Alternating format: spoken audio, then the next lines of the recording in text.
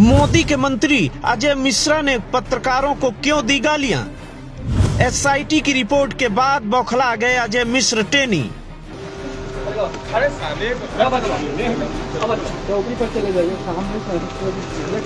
पहले तो ध्यान से वीडियो देख लीजिए।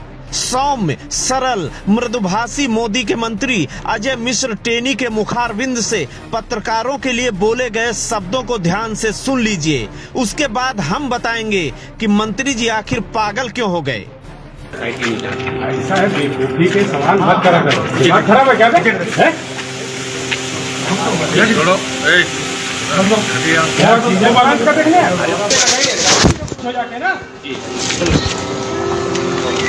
ऐसे यही मीडिया वाले हैं ना, यही उन्होंने एक निर्दोष आदमी के लिए बनाया।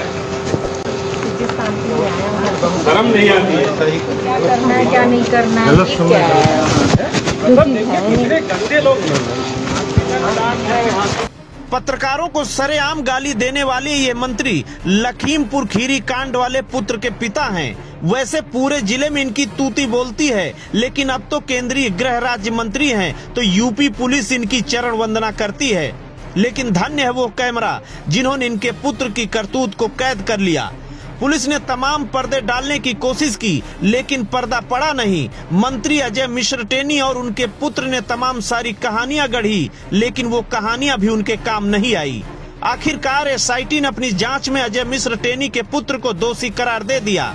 अजय मिश्र टेनी का पुत्र जेल में बंद है और जेल में मिलने अजय मिश्र टेनी पहुंचे तो एबीपी न्यूज के पत्रकार ने उनसे वही सवाल पूछा जिसका जवाब अजय मिश्र टेनी देना नहीं चाहते, या यूं कहे कि इस मामले का जिक्र तक नहीं करना चाहते।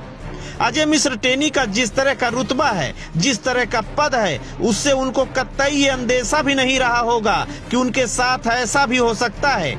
लेकिन याद रखिए मंत्री जी, जब वक्त बुरा होता है तो ना आपका पद ना आपका रुतबा काम आता है।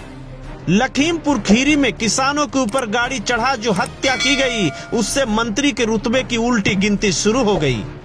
आज एक पत्रकार ने मंत्री जी से वही सवाल पूछा जो सवाल पूछना चाहिए था, लेकिन मंत्री की बौखलाहट ये बताती है कि कानून और मीडिया तो उनके पैरों के धूल के बराबर भी नहीं है। याद रखिए मंत्री जी, पत्रकार आपके घर का नौकर नहीं है, इस देश का चौथा स्तंभ है, और चौथे स्तंभ ने न जाने कितनों को ऊपर चढ़ाया है तो न जाने कितनों को नर्क का द्वार भी दिखाया है। Bureau report, Ashok Kumar Yadav, INF, Uttar Pradesh.